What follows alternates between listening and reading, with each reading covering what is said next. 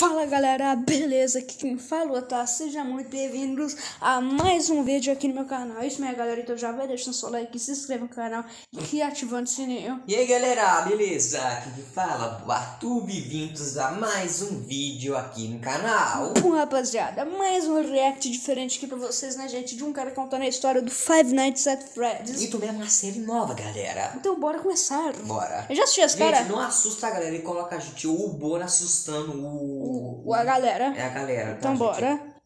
Salve, likes de boa!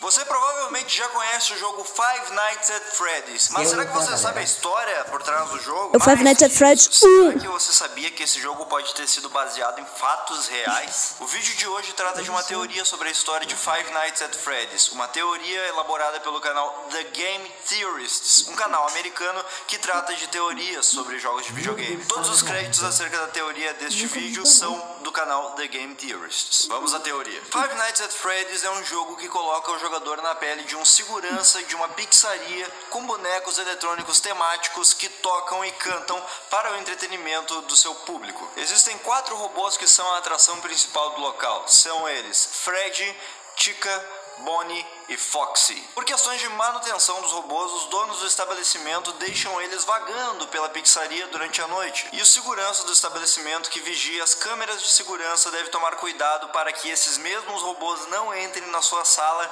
e o matem. A história real do jogo é através de recortes de jornais nas paredes que tratam de acontecimentos do mundo de Five Nights at Freddy's. E partes da história também são contadas através de gravações que o jogador ouve que foram deixadas pelo segurança do estabelecimento antes dele, que morreu pouco depois de fazer essas gravações.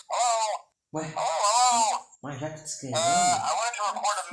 Na história, é retratado o fato de um homem vestido como um dos robôs da pizzaria ter atraído 5 crianças que estavam comendo no local para uma sala não aberta ao público dentro do estabelecimento. Esse mesmo homem foi posteriormente pego pela polícia e preso, mas os corpos das crianças nunca foram encontrados. E logo após este acontecimento, a inspeção sanitária ameaçou de fechar a pizzaria, alegando que os robôs que eram as atrações do local agora estavam apresentando um odor horrível e de seus olhos e bocas estavam saindo gosmas.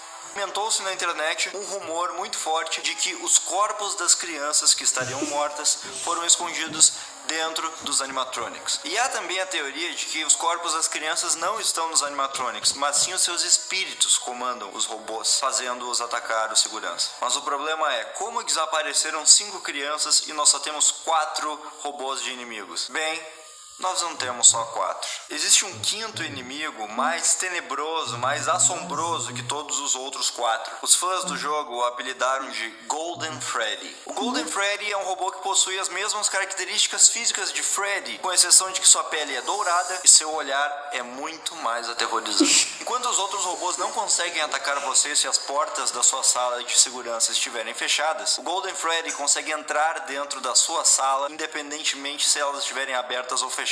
Ele simplesmente se teletransporta para dentro da sua sala. Ele tem a habilidade de causar alucinações no jogador, seu rosto é estampado em cartazes por toda a parte, e a sua forma de atacar o jogador é diferente de todos os outros robôs. Enquanto todos os outros robôs causam game over no jogo quando matam o jogador, quando Golden Freddy ataca o jogador, não existe tela de game over. O jogo simplesmente fecha, como se houvesse acontecido um erro no computador do jogador. E todas essas coisas nos levam a uma série de perguntas. Quem é o seu personagem? Por que os robôs querem matar o seu personagem se ele é apenas um segurança que está começando o seu trabalho? E a pergunta mais importante, por que ele continua trabalhando no local, mesmo sendo assombrado pelos animatronics? Por que ele fica 5 dias trabalhando no mesmo lugar aterrorizante? Na tentativa de explicar essa história, temos que cavar outra história, dessa vez na vida real. Em dezembro de 1993, na cidade de Aurora, no estado do Colorado, havia um restaurante Chuck E. Cheese. Chuck E. Cheese é uma franquia de pizzaria nos Estados Unidos muito famosa, justamente por que há em Five Nights at Freddy's. Chuck E. Cheese apresenta robôs em forma de animais que ficam dançando, cantando e tocando músicas enquanto as pessoas comem suas pizzas. Em 1993, às 10 da noite, havia recém acabado uma festa de aniversário de família no Chuck E. Cheese daquela cidade de Aurora. Após a festa de aniversário, quando todos os clientes haviam ido embora, 5 funcionários da pizzaria permaneceram no local para fechá-lo. São eles a gerente da pizzaria, Marge Colbert, que estava no seu escritório, os adolescentes Colleen O'Connor, Benjamin Grant e Sylvia Crowell, que estavam na área onde fica o palco dos robôs, e Bobby Stevens, que estava na cozinha. Os 5 limpavam o local depois da festa para poder fechá-lo, apagar as luzes e irem embora para suas casas. Porém, o que eles não sabiam é que havia uma 6ª pessoa escondida dentro da pizzaria: Nathan Dunlap. 5 meses antes, Nathan havia sido demitido por conta de uma discussão com sua gerente acerca de horas trabalhadas. Nathan, que na época tinha 19 anos, havia se escondido em um dos banheiros e permaneceu lá quieto até que o estabelecimento fosse fechado. E exatamente às 10 horas e 5 minutos, Nathan sai do banheiro, pronto para matar todos que estão na pizzaria. A primeira pessoa que ele atira é Sylvia, depois ele atira em Benjamin e ainda na área do palco ele atira em Colleen. Ele então vai para a cozinha, onde ele encontra Bobby Stevens e atira direto em sua mandíbula, fazendo-o cair no chão instantaneamente. E por fim ele prossegue até o escritório de Marge, onde dispara 2 vezes contra ela e foge do local. Mas a polícia, através de câmeras de segurança, descobriu tudo e poucas horas depois se dirigiram até a casa de Nathan e prenderam-o. O julgamento de Nathan foi sendo arrastado até que em 1996 foi decretada a sua pena de morte. Contudo, o julgamento prosseguiu e a pena de morte foi sendo arrastada até os dias de hoje. Até hoje, Nathan permanece vivo, esperando a sua sentença. E isso provocou uma reflexão nas pessoas dos Estados Unidos, que se perguntavam se ele conseguia dormir de noite pensando que a sua sentença de morte estava próxima. Essa, meus amigos, é uma história real, aconteceu de verdade em 1993. E quando nós pegamos a história de Five Nights at Freddy's e a comparamos com essa história real que aconteceu, nota-se uma série de semelhança entre as duas histórias. A primeira delas e mais lógica é o fato de estar claro que a Freddy Fazbear Pizzeria, onde acontece o jogo Five Nights at Freddy's, é uma clara alusão à franquia Chuck E. Cheese. Isso pode ser comprovado tanto pelos robôs que são a atração do local, quanto pelo fato de servirem pizza e também pelos seus nomes, que são parecidos de certa forma. Quanto ao ano em que acontece Five Nights at Freddy's, não fica explícito o ano exato em que o jogo acontece, mas nós podemos obter algumas dicas disso ao longo do jogo. A primeira delas é o fato de a franquia Chuck E. Cheese, a da vida real,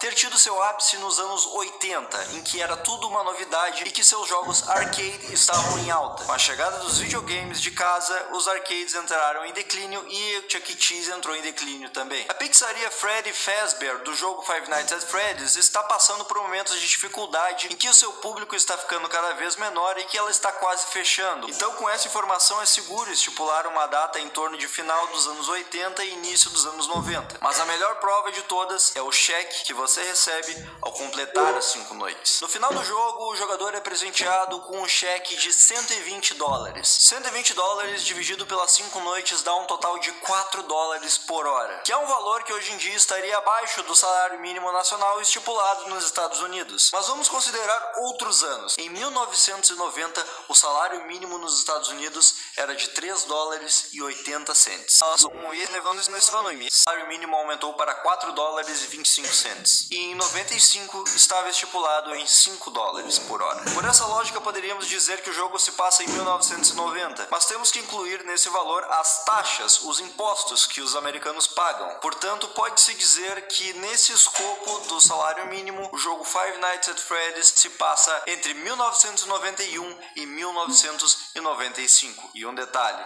o assassinato ocorrido na Chuck E. Cheese mencionado anteriormente aconteceu em 1993. Mas as coincidências entre as duas histórias não param por aí. As 5 vítimas crianças no jogo e no assassinato que aconteceu em 1993 também haviam 5 vítimas. E embora o jogo não deixe claro se as 5 crianças realmente morreram ou estão apenas desaparecidas, a ligação delas com os animatronics fica cada vez mais clara conforme eles vão agindo no jogo. Bonnie e Chica, por exemplo, emitem sons de pessoas sofrendo, lutando para permanecerem vivas. E quando alguns animatronics se movem, é possível ouvir uma risada que remete à risada de uma criança, às vezes em seu tom normal e às vezes desacelerada. Isso trata do destino das crianças do jogo com relação aos animatronics, mas o que eles teriam a ver com as pessoas que foram mortas em 1993? E outra pergunta, se existem 5 vítimas, por que uma delas é especial? Em outras palavras, por que existe o Golden Freddy? E é justamente a partir da explicação do Golden Freddy que começa a ser estabelecida a ligação entre as crianças do jogo e as vítimas de 93. O Golden Freddy é um inimigo que aparece quando o jogador menos espera, e isso é uma característica que lembra muito uma das vítimas daquele incidente. Durante o ataque de Nathan Dunlap, todas as suas vítimas foram mortas a tiros, com exceção de uma. Bobby Stevens. Bobby levou um tiro em sua mandíbula e miraculosamente não morreu. Com o impacto do disparo, ele acabou caindo no chão e se fingiu de morto até que Nathan saísse do local, para que ele não voltasse e tentasse matá-lo de vez. A polícia o encontrou e prestou socorros, e ele foi peça-chave no julgamento de Nathan, para que ele pegasse a pena de morte e para que a verdade sobre o ocorrido fosse contada em julgamento. Bobby apareceu quando Nathan menos esperava, assim como Golden Freddy faz com o jogador. Além do mais, quem já jogou sabe que uma das câmeras do jogo não pode ser vista pelo jogador. Ela não tem imagem, ela está totalmente escura e apenas o áudio pode ser ouvido de dentro dela. Por esse motivo, muitos jogadores acreditam que o Golden Freddy está escondido lá dentro e que é de lá que ele sai para atormentar o jogador. Esse local dessa câmera não é nada mais, nada menos que a cozinha, que também é o mesmo local onde Bob Stevens estava quando tomou o tiro de Nathan. Os outros animatronics também possuem uma certa semelhança com as outras vítimas nesse mesmo quesito. Bonnie, por exemplo, se esconde em algo que parece uma despensa, que é denunciado por uma vassoura e outros artefatos que se encontram no local. No momento em que Benjamin foi morto,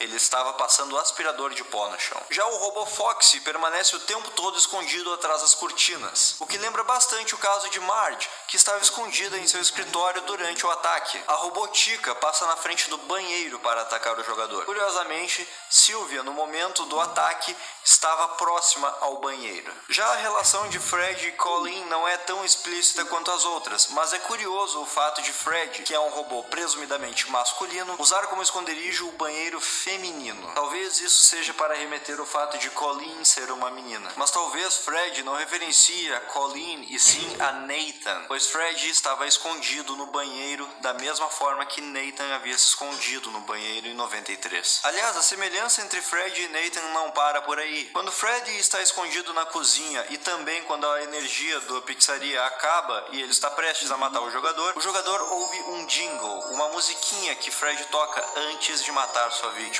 E nesse momento, o jogador tem chances de ficar mais tempo vivo contra o robô se ele não fizer nada enquanto a música está sendo tocada, deixar o jogo completamente parado, em outras palavras, se fingir de morto.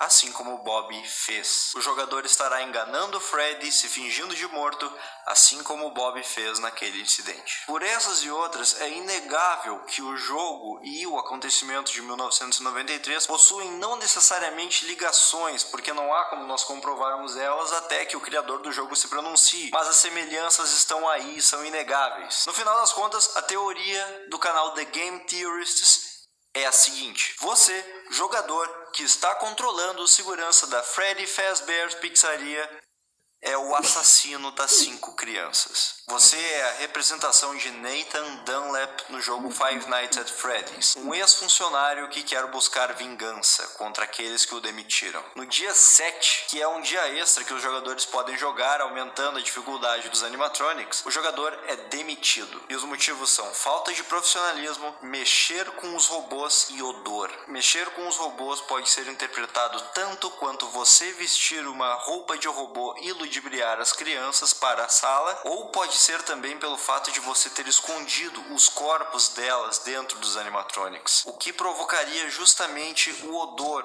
que vem deles. Assim como Nathan na vida real, você quer vingança por aqueles que o demitiram. Você mata as 5 crianças para esconder os corpos delas nos robôs na esperança de que o estabelecimento que o demitiu seja fechado. Como ex-funcionário do local, é muito mais fácil para você saber em qual sala levar as crianças para que sejam mortas sem que ninguém fique sabendo. Porém, mais uma vez, assim como aconteceu com Nathan em 93, seus planos são descobertos através das gravações das câmeras de segurança. Você foi preso, você foi condenado à pena de morte e está aguardando a sua execução na prisão. E quanto ao seu trabalho na pizzaria, cada noite que você passa lá dentro não passa de um pesadelo. E é por isso que você volta naquela mesma pizzaria dia após dia, porque você está preso em um pesadelo. Um pesadelo interminável, por sinal, pois assim que você completa todas as noites, lá está a mensagem: vejo você de novo semana que vem. Todas as noites você tem o mesmo pesadelo, você está na mesma pizzaria, você está lá com um sentimento de culpa, sendo assombrado pelas lembranças do que aconteceu, atormentado por alucinações e mensagens que aparecem na tela dizendo it's me,